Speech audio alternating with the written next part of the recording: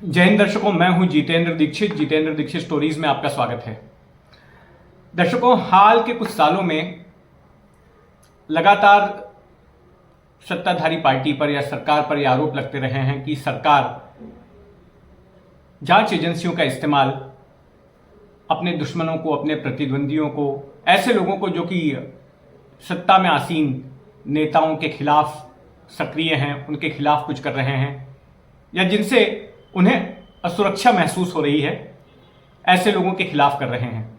फिर चाहे वो सीबीआई हो, एनफोर्समेंट डायरेक्टरेट हो, इनकम टैक्स विभाग हो या फिर दूसरी जांच एजेंसियां हों, राज्य सरकारों के अधीन भी जो जांच एजेंसियां आती हैं, उन पर भी इस तरह के आरोप लगे हैं। और कई बड़े नाम हाल फिलहाल में जेल की सलाखों के पीछे पहुंचे। अगर महाराष्ट्र की ही बात करें तो शिवसेना यूबीटी के सांसद संजय राउत जेल गए थे। नवाब मलिक जो कि अनडिवाइडेड एनसीपी में जब थे, वो सलाखों के पीछे गए। और कई ऐसे एक्टिविस्ट भी जेल भेजे गए जिनके ऊपर ये स्टैंप लगाया गया कि वो अर्बन नक्सल है। कई और भी ऐसे लोग सलाखों के पीछे पहुंचे जो कि कहीं ना कहीं वामपंथी विचारधारा से सरोकार रखते थे। तब ऐसे लोगों के ऊपर एक किताब आई है, द फियर्ड। और इन लोगों की आपबीती, ये लोग कैसे सलाखों के पीछे पहुंचे और वहां पर उन्होंने किस तरह से अपने दिन गुजारे, क्या कुछ हुआ उनके साथ, इसका लेखा जोखा है। और इस किताब को लिखा है मशहूर पत्रकार नीता कोल्हटकर ने। नीता कोल्हटकर के बारे में आपको बता दूं कि नीता कोल्हटकर जो है मुंबई शहर में कम से कम 3 दशकों से पत्रकारिता कर रही हैं। पहले वो मेरी जिस आज तक से मैंने अपने टीवी के करियर की शुरुआत की थी, वहां पर उन्होंने कुछ साल काम किया था। हालांकि मैं उनके साथ काम नहीं कर सका। उन्होंने जब आज तक छोड़ा, उसके बाद में मैंने आज तक ज्वाइन किया था, लेकिन उसके बाद भी हम फील्ड पर मिलते रहे हैं, हमारी मेल मुलाकात होती रही है।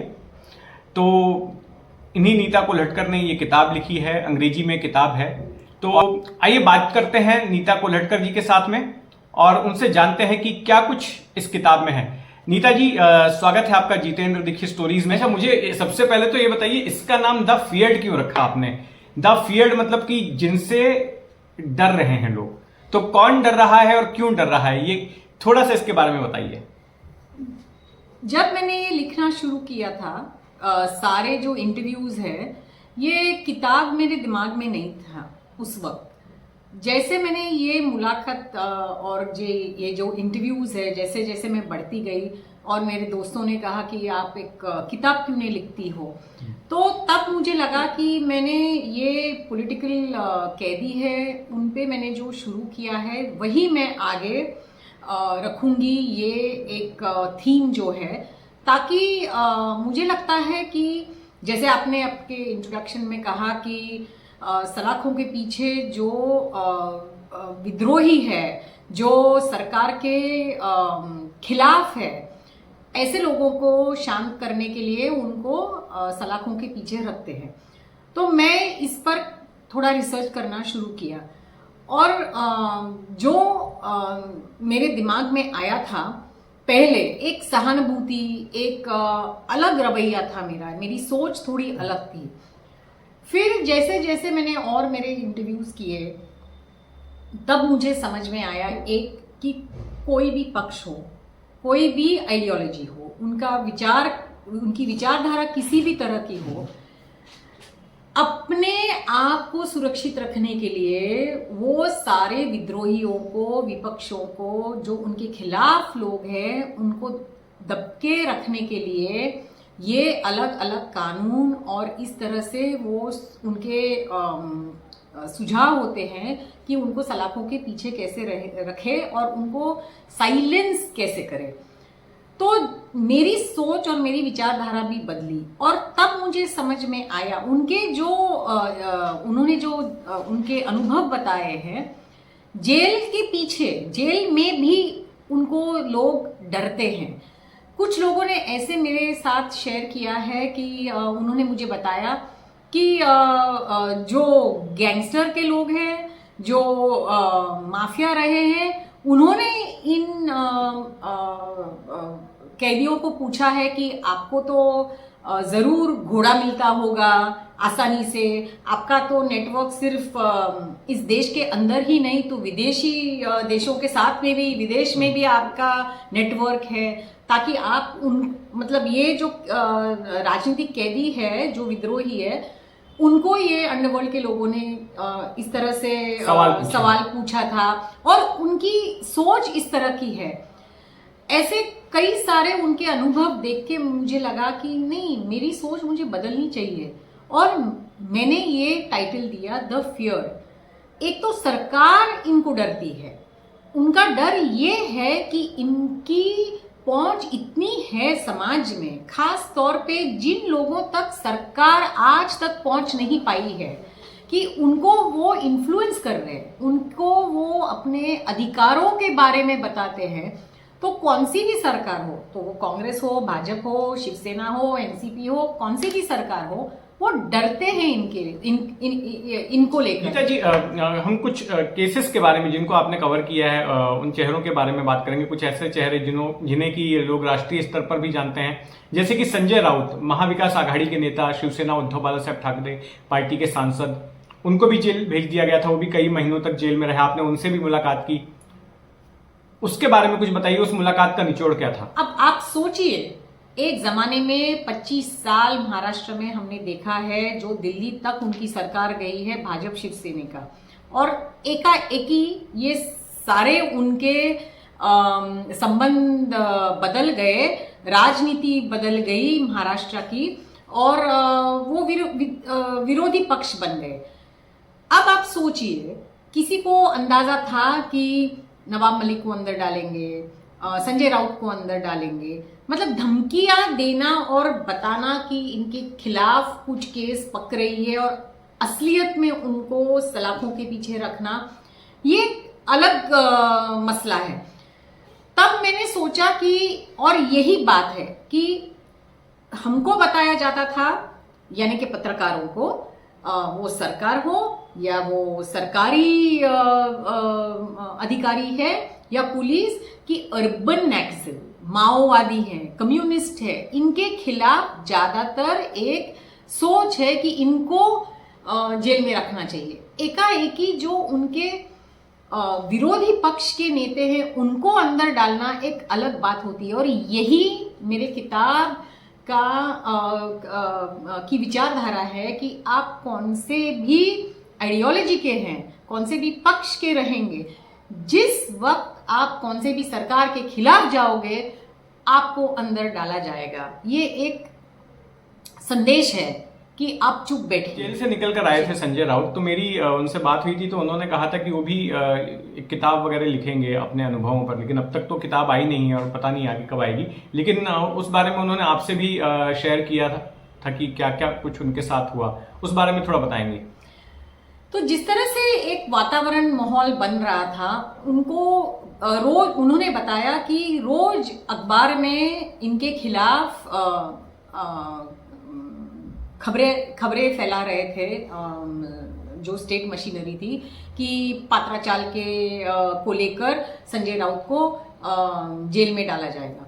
इस तरह से एक वातावरण बन रहा था। और जिस तरह से उनके घर पे एकाएकी 6 बजे सुबह में पहुंचे पुलिस, ईडी के लोग और पुलिस, तब उनको समझ में आया था। लेकिन इसके पहले कुछ ऐसे अधिकारी थे जो उनके बेटी जिसकी शादी हुई है, उसके इन ससुराल के वहाँ उनके जो काफी नजदीक के लोग हैं, उनके बिजनेस एसोसिएट्स हैं, उन तक पहुंचना, वहां जाके पूछताछ करना, उनके ऑफिसेज में जाके पूछताछ करना, ये एक तरह से दबाव यंत्र बन रहा था। और तब तक उनको ये अंदाजा आया था। और जिस दिन उन्होंने रेड किया उनके घर में जाके, तब उन्होंने मुझे बताया कि बाद में वो जेल जाके बाहर आए तब, कि किस तरह से उस सुबह से दोपहर तक उनको रखा गया, जबकि बाहर माहौल बहुत ही गर्मा गया था। शिव सैनिक आए थे, नागरिक आए थे, लोग आए थे कि आप इनको जेल में मत डालिए, आप इनको लेके मत जाइए। लेकिन आपने भी देखा है हाल में कैसे एक मतलब हाथ ऐसे उन्होंने आसमान में दिखाया कि वो डर नहीं रहे हैं। और हाँ बिल्कुल, वो इस तरह से प्रेजेंट कर रहे थे कि उनको कोई फर्क नहीं पड़ रहा है और वो ये एक जंग की तरह ले रहे हैं। यहाँ पर भी जब बीडीओ ऑफिस में भी आए तो यहाँ पर भी उन्होंने ऐसे मुट्ठी बांधकर ऐसे हाथ को उठाया और पूरा उन्होंने अपना बॉडी लैंग्वेज और पोस्चर कुछ इसी तरह से रखा था जैसे कि वो एक जंग के लिए तैयार हैं और उन्हें कोई इस गिरफ्तारी से कोई फर्क नहीं पड़ता। लेकिन जेल में क्या हुआ? जेल में बताते हैं कि जेल एक ऐसी जगह है जिसके बाद आदमी अक्सर टूट जाता है। तो जेल में क्या, उन्होंने जेल में उनके साथ क्या कुछ हुआ, वैसा कुछ अनुभव साझा किया? पहले मैं बताऊं आपको, उन्होंने एक चीज मुझे जो मेरे साथ शेयर की, वो एक सांसद रहे हैं और पहली बार जब वो सांसद बने, मेंबर ऑफ पार्लियामेंट बने, उनका एक संसदीय समिति रही है होम अफेयर्स के लिए और कुछ बाकी सांसदों के साथ में ये समिति के जो मेंबर्स हैं वो अलग अलग जेल्स में गए भारत के। इसमें आर्थर रोड में भी गए थे वो, कि कैसे हम जेल रिफॉर्म्स करें। महाराष्ट्र सरकार ने, कौन सी भी सरकार हो, वो कांग्रेस, एनसीपी, भाजपा या शिवसेना हो, उन्होंने इस जेल रिफॉर्म्स को कभी भी उन्होंने स्वीकारा नहीं है। और आप इमेजिन करिए, आप सोचिए कि यही वापस कुछ सालों के बाद आर्थर रोड अंडा सेल में गए। एक तो आपको सूर्य किरण, आपको दिन दिखता ही नहीं। अच्छा, उनको अंडा सेल में रखा गया था? अंडा सेल तो ऐसा है जहां पर कसाब और दूसरे बड़े बड़े खतरनाक आतंकियों को वहां पर रखा गया था। अंडा सेल ऐसी जगह है जहां पर सूरज की रोशनी भी बहुत मुश्किल से आती है, हवा मुश्किल से आती है और बड़ी ही अंधेरी जगह होती है वो तो। लेकिन वो टूटे नहीं, उनका मनोबल टूटा नहीं, क्योंकि उनको पता है कि पहली रात सबके लिए बहुत कठिन होती है। कोई नहीं सोचेगा कि वो जेल में जाएंगे, ना ही संजय राउत ने ये सोचा। लेकिन एक बार गए तो उन्होंने अपनी जंग खत्म नहीं की, अपने आप को बार बार रोज ये कहते रहे कि ये एक जंग है। और हर छोटे छोटे चीज के लिए उनका भी एक मतलब हेल्थ इश्यूज है, तो जो खाना देते थे वहां वो उनको सूट नहीं हो रहा था, उनको घर का खाना चाहिए था। किस तरह से वो उसको देख के डब्बा खोल के 10 बार देखेंगे कि जब तक उनके हाथ में वो डब्बा आता था कि वो खाना भी खाने का मन नहीं होता था। इस तरह से जांच होती थी, हर छोटे छोटे चीजों के लिए परेशान करते थे पुलिस। पर पुलिस यही करती है, सलाखों के पीछे यही करते हैं, उनको ये कैदियों का मनोबल तोड़ने के लिए। लेकिन ये टूटे नहीं। उन्होंने जो कहा मुझे, उसमें से हमको अंदाजा आता है कि पहले मुलाकातों में, ये मुलाकात जो आपको पता है बहुत ही महत्वपूर्ण फॉर्मेलिटी होती है। हाँ, मुलाकात शब्द इस्तेमाल किया जाता है जब किसी कैदी से उसके वकील या उसके नाते रिश्तेदार मिलने के लिए आते हैं, तो उस शब्द को कहते हैं मुलाकात। और फिर भी उन्होंने उनके घर वालों को पहले कितने कठिन परिस्थिति में इजाजत दी। फिर जब उनकी बीवी और बेटी आई थी, उन्होंने मुझे बताया कि उनसे उन्होंने कहा कि आप यहाँ मत आइए, ये जगह आपके लिए नहीं है। किस तरह के खतरनाक लोग अंडा सेल में रखना, मतलब जैसे आपने कहा आतंकवादी, जो माफिया है, इस तरह के लोग, उनके साथ ये कैदियों को रखा है। लेकिन एक चीज उन्होंने मुझे बताई, और उनके साथ बाकी जो उनके जैसे कैदी है, जो एक समाज में एक स्तर के लोग हैं, जो पढ़े लिखे हैं, जिनका नाम हुआ करता था और आज भी उनको बेल दी गई नहीं है और वो अंदर है, उनकी कैसी मुलाकात होती थी, किस तरह से वो बात करते थे। और संजय राउत उनको, उनका मनोबल बढ़ाने के लिए किस तरह से उनको कहते थे कि आप लड़ो, आगे बढ़ के लड़ो। मुझे लगता है कि इसके लिए ये बहुत ही महत्वपूर्ण था कि मैं अलग अलग विचारधारा के लोगों से बात की, क्योंकि ये हमको समझ में आता है कि जिस तरह से ये सिविल सोसाइटी के जो कार्यकर्ता है, या तो वो एक्टिविस्ट रहे हैं, वकील रहे हैं, या तो डॉक्टर रहे हैं, उन्होंने ये जगहों में जाके काम किया। इनका ग्रास रूट से वैसे देखा जाए तो उनकी तुलना में इनका संजय राउत का इतना डायरेक्ट संबंध नहीं था ऐसे ग्रास रूट काम में। हाँ, शिवसेना भी एक सिर्फ राजकीय पक्ष नहीं है, वो भी एक कल्ट के जैसा है। तो शिवसैनिकों के साथ में एक संबंध रखना मतलब ऐसे ही होता है, और इसके लिए उनका जो एक अनुभव रहा है वो काफी महत्वपूर्ण रहा था। और अलग अलग स्तर के लोगों के साथ उन्होंने बात की, आर्थर रोड में जो उनके पास आते थे उनकी सलाह लेने के लिए।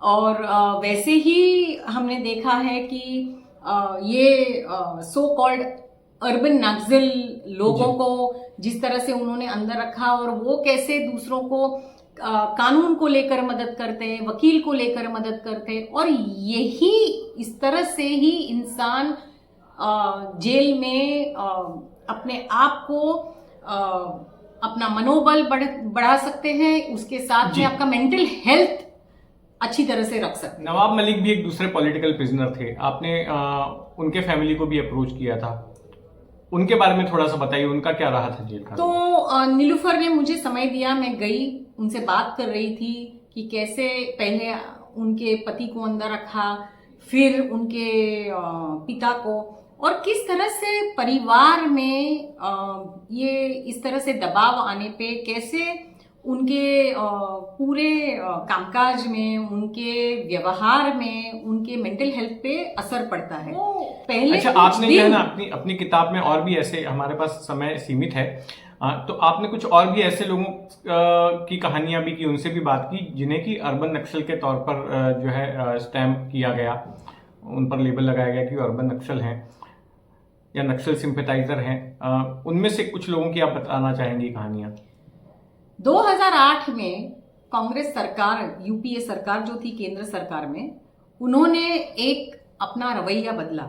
उनका नजरिया था कि भारत में सबसे खतरनाक जो इंटरनल सिक्योरिटी को लेकर जो गठ है वो है नक्सल। और पहली गिरफ्तारी की एक पीडियाट्रिशियन, बच्चों के डॉक्टर को, डॉक्टर विनायक सेन, जिनका दूर दूर तक वापस से ऐसे हरकतों से कोई लेना देना नहीं था। सेडिशन के अंदर उनको मतलब एंटी नेशनल ऐसे उन पे आरोप लगाए, वो एक रहे हैं जिनके बारे में आज लोगों को कोई अंदाजा नहीं है कि आज भी उनकी केस खत्म नहीं की गई है, कोर्ट में चलती रही है, वो बेल पे बाहर आए हैं, और पूरे ग्लोबल लेवल पे इनको छोड़ने के लिए उनको एक कैंपेन चला गया। उसके साथ में मुरलीधरन नाम के एक हैं जिनको अर्बन नक्सल, जिनको कम्युनिस्ट, माओवादी ऐसे बोल के उनको 2014 में के बाद उनको तलेगांव से उठाया था और उनको सलाखों के पीछे रखा था। इनको पहले इमरजेंसी के वक्त वो मीसा के अंदर उनको डाला था। और तीसरी व्यक्ति ऐसी है पी हेमलता, वो भी एक पॉलिटिकल प्रिजनर है। उनका पति है वरावरा राव, लेकिन इनको एक हाउस वाइफ या वाइफ यानी कि बीवी सिर्फ ये दर्जा मिला था अब तक। ये भी एक राजनीतिक कैदी रही है। दोनों को मैंने इन तीनों से इसलिए बात की कि एक है कि 2014 के पहले गिरफ्तारी हुई है इन तीनों की पहली बार। दूसरी बार जो मुरलीधरन की गिरफ्तारी हुई है वो है भाजपा सरकार के वक्त। लेकिन जो जेल की परिस्थिति थी इंडिपेंडेंस के वक्त, मतलब 1947 के बाद, और खास तौर पे इमरजेंसी के वक्त और 2014 के बाद, बहुत ही मैं कहूंगी कि जो वातावरण है बदला हुआ है। मीसा के अंदर उनको डाला था, लेकिन फिर भी वो जब 2014 के बाद अंदर गए हैं, येरवाड़ा में रहे थे, उन्होंने बताया है कि किस तरह से वातावरण बदला है। जेल की परिस्थिति जिस तरह की आज है, और हेमलता भी जब वो गई थी वो इमरजेंसी के वक्त गई, और दूसरी बार जॉर्ज फर्नांडिस के रेलवे स्ट्राइक के वक्त। जॉर्ज फर्नांडिस अंदर नहीं गए, लेकिन इन्होंने लिखा अपने मैगजीन में, इसलिए उनको अंदर डाला था और उनको कन्विक्ट भी किया था। हालांकि वरावरा राव को 19 केसों में कभी भी कन्विक्शन नहीं मिला है। ये 2 बच्चों की माँ थी, एक बच्ची तो कुछ दिनों की थी जब उनको जेल में जाना पड़ा है। और उन्होंने जिस तरह से कहा है कि वातावरण अब कैसे बन गया है, छोटी छोटी चीजें हैं कि जो कंडीशंस है वो बेल ही नहीं दे रहे हैं, और जो अटी लगाते हैं, जो कंडीशंस लगा रहे हैं वो इतने खराब है, उनको अपने गांव से दूर रखा गया है। जैसे हम एग्जाइल बोलते हैं, जो तड़ीपार होते हैं, ये खतरनाक गुनहगारों को रखा जाता है।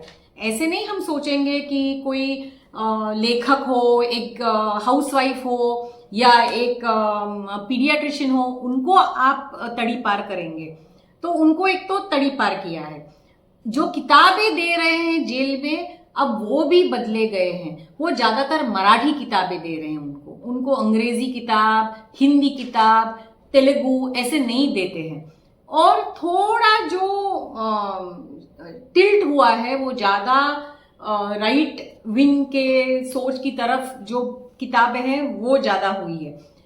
तो इस तरह से कई सारे मसले हैं जो उन्होंने बताए हैं, और मुझे लगता है कि ये हमारे लिए देखने के लिए काफी महत्वपूर्ण है कि हमको प्रिजन रिफॉर्म्स, महाराष्ट्र में प्रिजन रिफॉर्म्स ला ही नहीं रहे हैं। इन लोगों की वजह से हमको जेल का वातावरण समझ में आ रहा है। आज भी जिनके पास 5,000 रुपया नहीं है, 1,000 रुपया नहीं है बेल को देने के लिए, और वो गरीब लोग हैं, वो अंदर है, और उनकी कहानियां हमको तो कभी भी सुनने में नहीं आएगी।